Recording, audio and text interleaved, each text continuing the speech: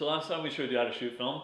Today we're going to show you how to process your own black and white film. So this is something super easy. You can do it at home, then you can shoot your own film and you can develop it yourself.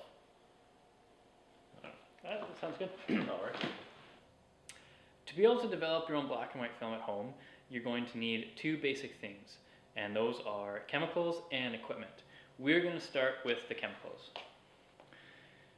Today we have three chemicals: a developing agent, a stopping agent, and a fixing agent. The developer that we're using is Kodak HC110. It's a liquid developer that comes in a concentrated form. All that means is that before we're actually able to work with it, we need to dilute it into a working solution.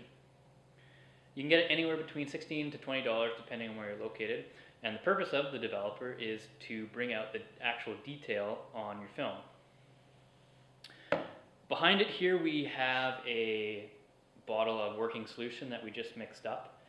It is not in the ideal container for it. A wine bottle, not exactly the smartest choice, however that's all we have, and it is clearly labeled what it is.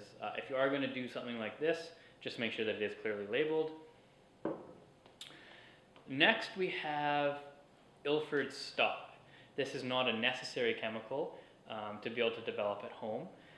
What it does is neutralizes the developing agent once it's removed from the film, essentially just stopping it. The alternative to using the stop bath is just using plain old water and rinsing the film a couple times before moving on in the process. You can pick this up anywhere between $8 to $10 depending on where you're located. Like the developer, it's also a concentrate, and in behind here we have a mixture of the stop bath in a working solution. Again, in a wine bottle, not the best situation, however it is clearly labeled. Last on the table we have Ilford Rapid Fixer. This is responsible for making the film essentially safe to expose it to natural light. It comes in a concentrate as well and can be picked up between $8 and $10 depending on where you're located. In behind it we have another bottle mixed with a working solution of the fix. Conveniently it also happens to be in the same bottle. Again, just make sure it's clearly labeled so you don't mix up the concentrate from the working solution. Next, let's go over the equipment. The main thing you need to have is a developing tank. This is the most common tank you'll find. It is the Paterson Super System 4. It's made up of a couple pieces. It's the tank itself, which can hold two 35mm rolls of film or one 120 or 220 roll. This is the actual reel itself. It also has a light-proof lid that, when attached, allows chemicals to be poured into the tank, however does not allow light to reach your film. And it also comes with a little agitation stick, allowing you to agitate the film as you develop it. They do come in different sizes. This is a big Paterson tank. It allows you to develop 5 35mm rolls at once. And we also have one more here that's an older version of the Paterson system that just develops one 35mm roll. They come in different brands, different shapes, different sizes. You can get metal ones. These ones are all plastic. Personally, I prefer working with plastic over metal. However, everyone has their own personal preferences.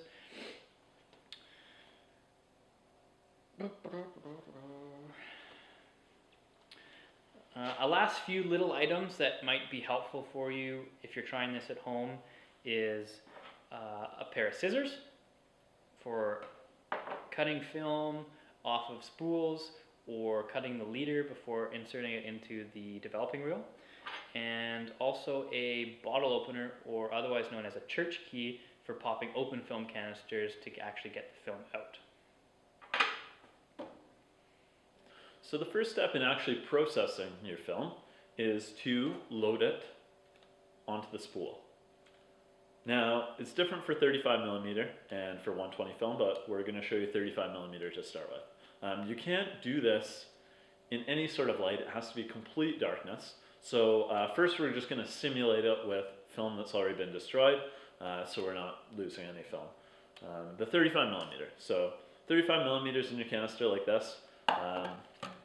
This part here, we call this part the leader. A lot of the times the leader will be inside the canister, so you actually have to pop open the canister. So in complete darkness, we'd take our church key or a can opener and pop open the film canister, like so, and remove the film.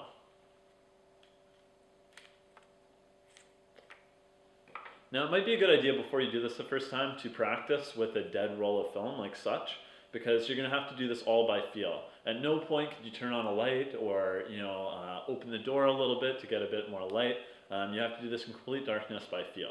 So once you have the film out of the film canister, you're going to clip the leader. So the leader being this portion here, you're going to take your scissors and round off like so. So this will help it feed onto the spool. And you're going to take your spool and what's left of the film leader and feed that into, you'll see there's two notches here. You just feed it in like so.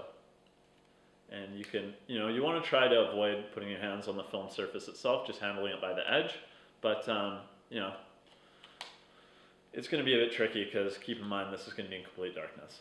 So once the film leader is in, you can start ratcheting the film on. Now there's two small ball bearings in the super system, and they allow you to just, like so, ratchet the film on. And you just keep doing this.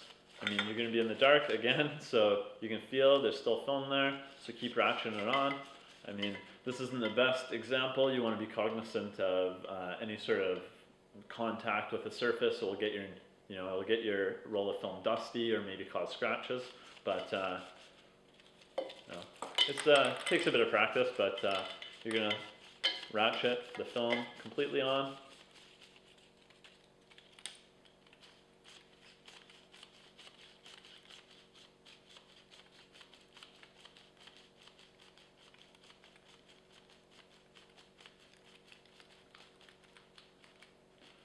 Until you get to the end. Now when you get to the end, you can, a lot of the films you can just pull it off, or you might have to just snip that out. Once the film is completely on the film spool, you can insert it into the tank, and then you take your light safe or your light proof lid and make sure you put it on nice and flat, and then listen for that click, and that means it's locked and it's light safe. So now you can take this canister with your film, you can open the door if you're in a dark room or whatnot, and you can hold it up and no light will be getting in there. So this can be processed now. You can add all your chemicals and pour them in and out without light hitting the film surface and destroying your film. So that's 35 millimeter. I'll show you how to do it with 120. Okay, 120 film. So we showed you 35, how to load it onto the spool. With 120 film, this spool itself will actually do 120, but what you have to do is give it a twist in one of the directions, and you'll hear it kind of squeak, kind of unlink, and then you can actually move the top end of the spool out and click it back in so that it's 6 centimeters in height, and it will accommodate the 120 reel. So again, in complete darkness, you're going to take your 120 reel, or it could be 220, which is longer but with less paper backing, and unravel it and load it onto the spool. It's very similar in loading the 35 millimeter. You just line up the film with these grooves here, feed it in, and then ratchet all the film up. But with 120 it can be a bit tricky because 120 has this paper backing. And one of the things you have to do in complete darkness again is separate the film itself from the paper backing. Now you can usually do it by touch, or the feel of the paper will tend to tear, whereas the film is more plasticky, so it won't. But yeah, you're gonna unravel it.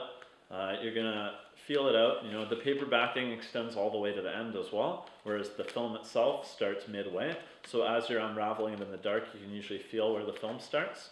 But you're gonna unravel it and take the film.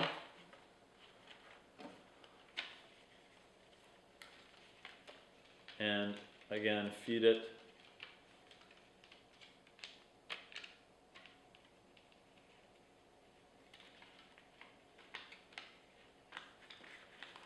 into the grooves.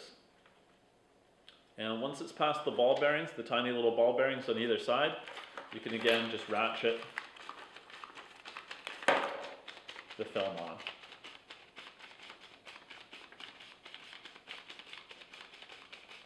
Again, you're doing this all by touch, so you should be able to feel when there's no film left over. Put it in your tank.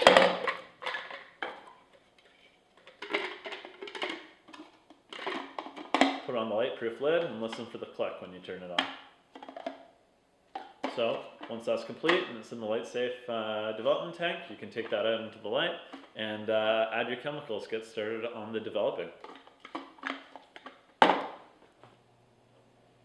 So now we're actually going to develop a roll of film. Today we're going to develop a roll of Delta 100 from Ilford, and for that we're now going to go to complete darkness.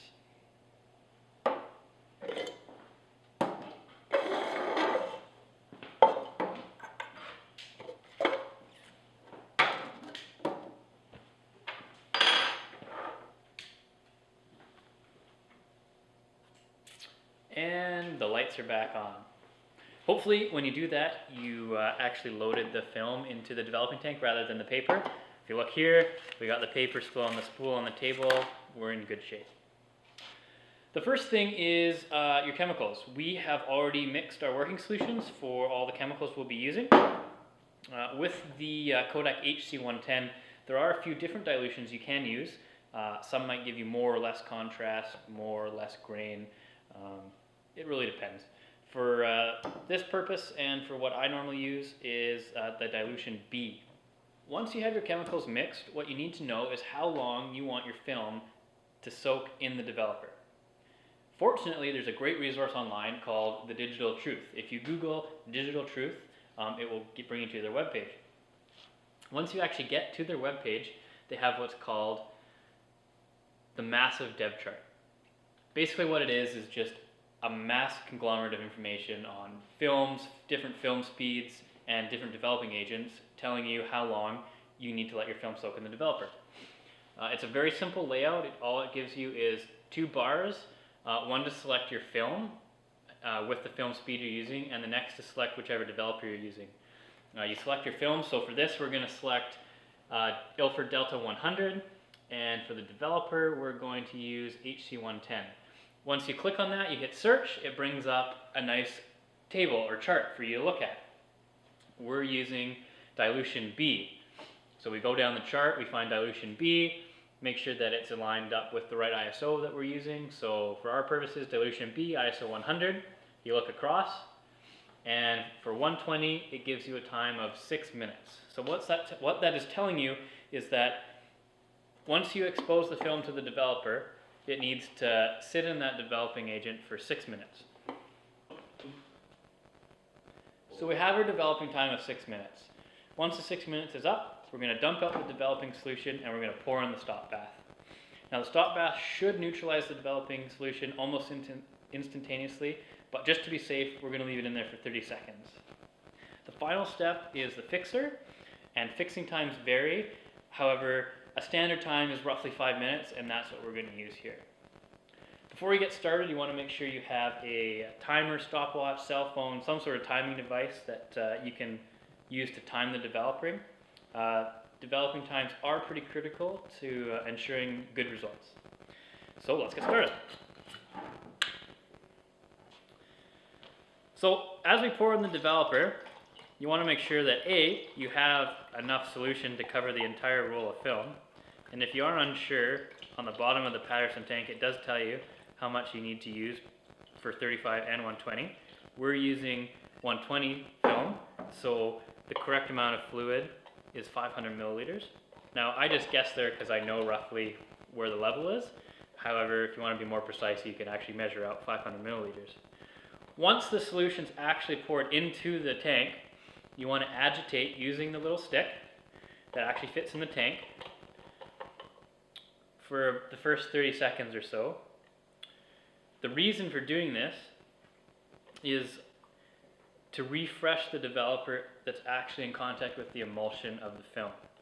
If you don't agitate, what happens is the developer depletes itself and no new developer gets in contact with the film, which will cause the development of it to actually come out uneven.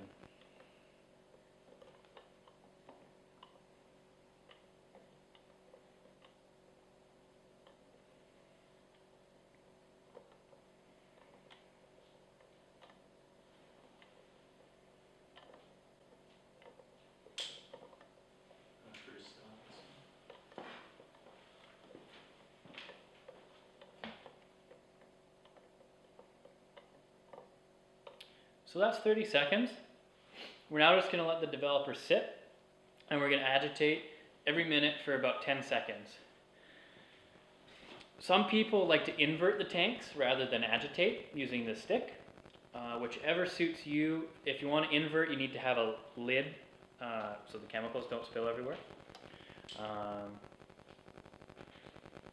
Yeah, we'll just sit here and... So we're nearing 6 minutes, and with the developer, if you want to be, sort of stringy, you could reuse it. However, you're kind of taking a risk, and we're not going to. So we have a jar that we're going to dump it into and dispose of.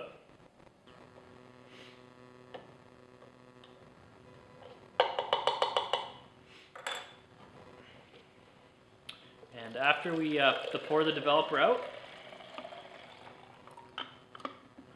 we're going to pour the stop in. And yes, I should have had this already off, but oh well.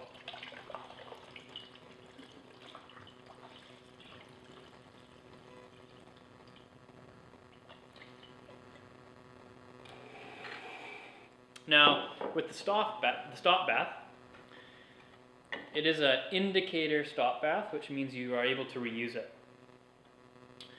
So when we're finished with this, we're going to pour it back in the bottle, and it'll be good for another roll of film.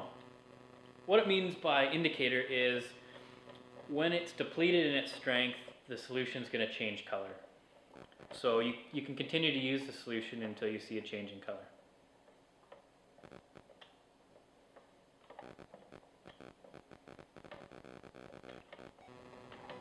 That should be good.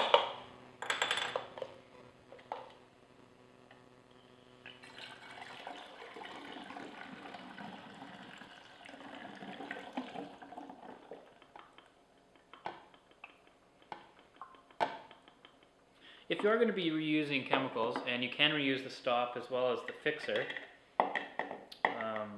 if you want to sort of reduce contamination, you can also add a water rinse in between switching chemicals. So our fixer is ready. We're going to set the timer to 5 minutes and pour her in. The nice thing about using these containers, or this container in particularly for the solution, is these are 500 milliliter containers. So with 120 film, you need 500 milliliters of solution to completely cover the film itself. So these are a nice size to use.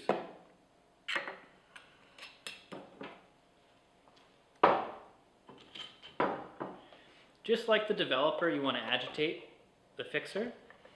You can use the same principle, the first 30 seconds, agitate gently back and forth, and then every 10 seconds on the minute after that.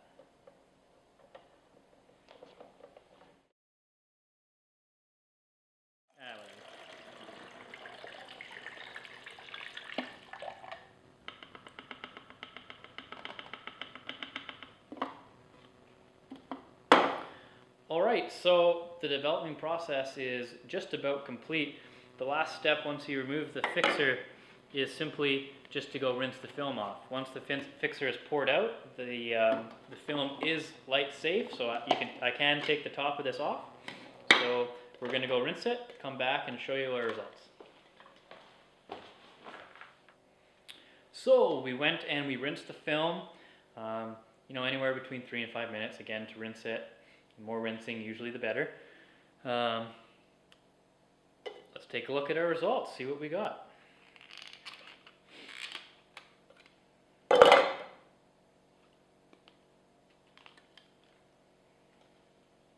It looks good. There are images on the film. That's always a satisfying feeling. Basically, once you're done here, the last step is to hang it somewhere. Bathrooms work really well because the moisture keeps the dust down. Any other sort of dust-free environment though works. I like to hang it from my shower curtain. Let's take a quick look on the light table, see what we got.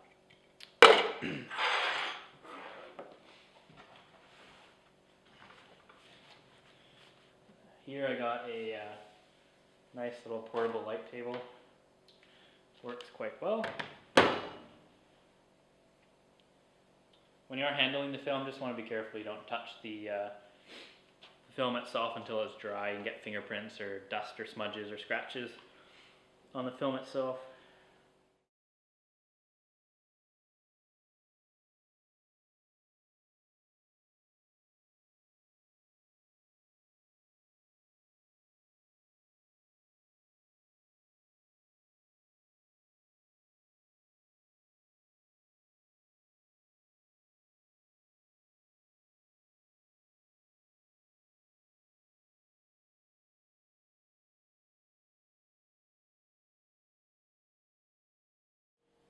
So those were the basics of how to develop your own black and white film at home. From here, there's 2 different courses of action you can take.